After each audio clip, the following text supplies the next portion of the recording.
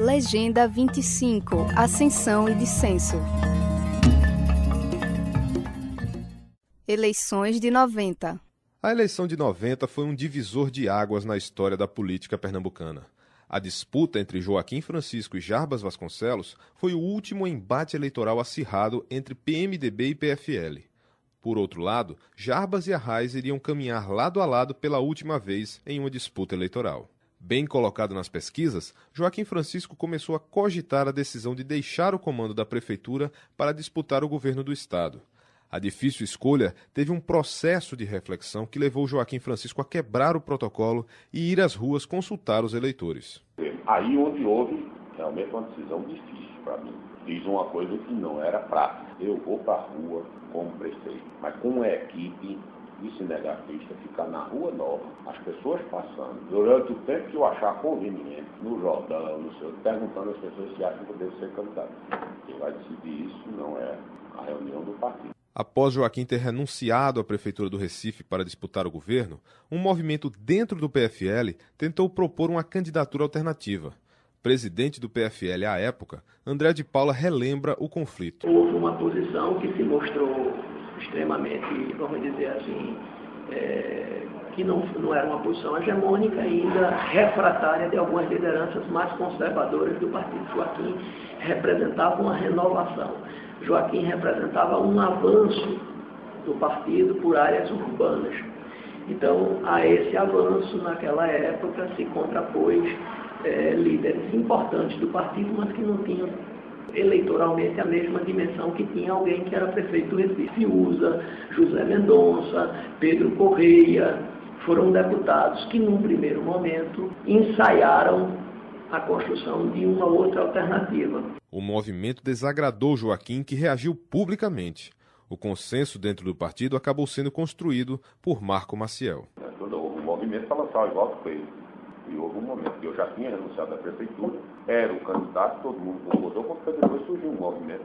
E aí, certo ou errado, mas eu disse, aí eu também não interesso o apoio de vocês, não. Mas foi se entendendo. Aí, nesse campo, eu louvo a Marco Maciel. Com o apoio de partidos de pequeno porte para concorrer ao governo, Joaquim fez uma pré-convenção para garantir o apoio das legendas. Apesar de comparecerem ao evento, alguns partidos desistiram de apoiar Joaquim de última hora.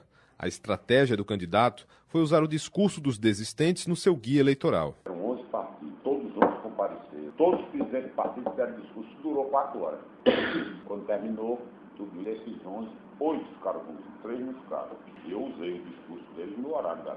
O principal adversário de Joaquim Francisco foi Jarbas Vasconcelos. O nome do PMDBista surgiu como opção natural para suceder Miguel Arraes no governo do estado. Não tinha outros postulantes, porque se tivesse outros postulantes, talvez eu não tivesse nem sido candidato. Né? As coisas todas se concentraram em mim, né? Não tinha outro nome. Foi um processo em que eu não tive disputa. Não posso ter sido acusado de ter atropelado. Enquanto isso, Miguel Arraes começava a idealizar um novo projeto político fora do PMDB. Para concretizar a ideia, Arraes resgata o Partido Socialista Brasileiro, o PSB. Um dos principais parceiros da empreitada foi o PCdoB. Renildo Calheiros relata como surgiu a ideia. Surgiu no seio das forças democráticas um debate acerca do esgotamento político do PMDB. Então esse debate surgiu. É daí que surge o PSDB. O PSDB surgiu assim. Arraes fez um outro raciocínio. Ele também compreendia que o PMDB tinha se esgotado, mas que o PSDB talvez não fosse a alternativa. E ele queria um viés mais popular. Então ele também saiu do PMDB, só que ao invés de ir para o PSDB, ele foi para o PSB.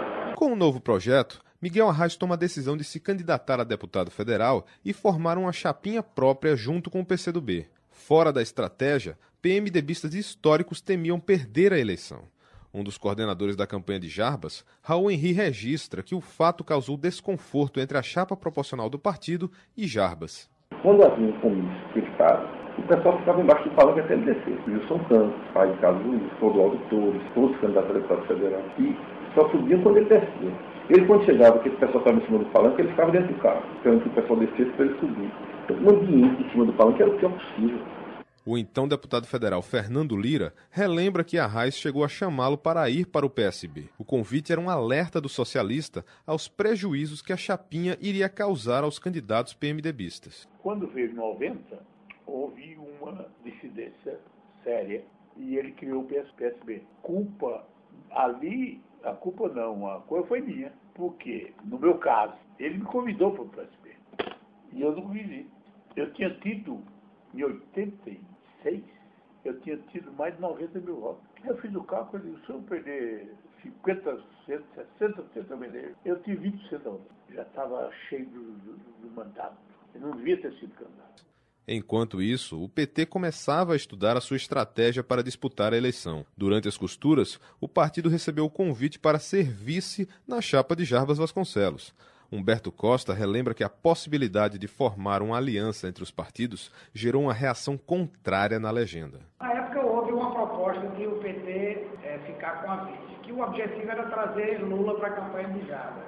Se a gente tivesse feito aliança, a gente podia ter composto a vice, e eu não tenho dúvida de que Jarbas, com o apoio de Lula, ele teria vencido aquela eleição. Como o PT lançou uma candidatura própria, Lula não pôde apoiar Jarbas. Com a possibilidade de compor a aliança com o PMDB descartada, Paulo Rubens Santiago consolida o seu nome para a disputa majoritária. E aí, na eleição de 90, o meu nome foi indicado na convenção para ser candidato a governador, fiz campanha para governador. Meu vice foi Jairton de Lima, engenheiro da Chesf, que eu coordeno a Comissão de Belo Monte, lá no Pará. E nós vencemos a convenção e fizemos a campanha. No decorrer da campanha, a disputa fica cada vez mais polarizada entre Joaquim Francisco e Jarbas Vasconcelos. O acirramento entre os candidatos acabou resultando em um debate em pleno guia eleitoral. Um dia, eu, no guia eleitoral, no meu horário, eu quero chamar o Jarbas Vasconcelos para um debate no meu horário, eu sei do meu horário. Ele topou, nós fomos para o debate. Houve um debate denso, duro. Os candidatos à presidência da República no ano anterior também influenciaram na disputa. O PFL contava com o apoio do então presidente Fernando Collor de Mello. No entanto, Joaquim avalia que o apoio do presidente não surtiu o efeito positivo na sua campanha, devido às medidas antipopulares do aliado no seu primeiro ano de governo. Ele não podia vir para Recife para dar voto para mim, não. Pelo contrário, todos os indicadores, está bem claro, do meio da campanha para o fim, quando ele, diferentemente de todos os aconselhamentos que deram a ele, não devia fazer isso, aquelas medidas que ele tomava de poupança, de tudo isso, ele estava na candidatura, em plena rua. Quase que a gente morre por isso, que ele não fez nenhuma ponderação em relação às disputas que estavam acontecendo. Por outro lado, Paulo Rubens Santiago recebeu o apoio do segundo colocado na disputa para presidente em 89, Luiz Inácio Lula da Silva. Lula veio fazer campanha, Lula participou da concentração, saímos da Câmara Municipal do Recife, fizemos um ato. Mas aí a eleição ela era uma eleição local, né? Então pesava muito que a máquina dos partidos. Após um longo processo de apuração, as urnas decretam a vitória de Joaquim Francisco por uma diferença de quase 200 mil votos. O PFL chegava pela primeira vez ao comando do governo do Estado. Eu acho que foi uma campanha duríssima. Eu acho que não, a realidade induziu isso. No começo eu tive problemas com a direita. Um processo diante do fato de eu ter renunciado. Eu estava numa posição boa na pesquisa. De eu poder ter sido governador. Tinha uma série de fatores. Já foi preferido. Lá em cima na pesquisa. Chegou um ponto, coitado. Eu era quase um enjeitado, né? Tinha que salvar esse bebê que ele precisa de dar uma chance a ele. Aí eu aproveitei a chance.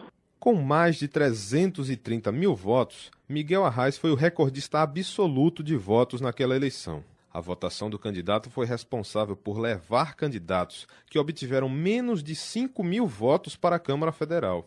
Foram os casos de Renildo Calheiros, Roberto Franca e Álvaro Ribeiro. Por outro lado, PMDBistas históricos como Fernando Lira, Cristina Tavares e Egídio Ferreira Lima ficaram de fora. Renildo Calheiros relembra a surpresa com o resultado. No começo não. Quando a campanha começou, eu não acreditava que fosse ser eleito, né? Eu fui no projeto, apostando no projeto. A campanha foi crescendo e teve aquele resultado extraordinário. 22 anos depois, Jarbas garante que assumiu a culpa pela derrota, independente da estratégia de Miguel Arraes. Em 90 eu sabia que tinha sido derrotado com uma contribuição grande dos meus desencontros com a rádio, com o grupo de rádio, mas assumi novamente a derrota, né? Eu falei para Geraldo Freire, as urnas ia fechando, eu falei para Geraldo Freire na segunda-feira, a eleição tinha sido no domingo, e eu assumi a derrota.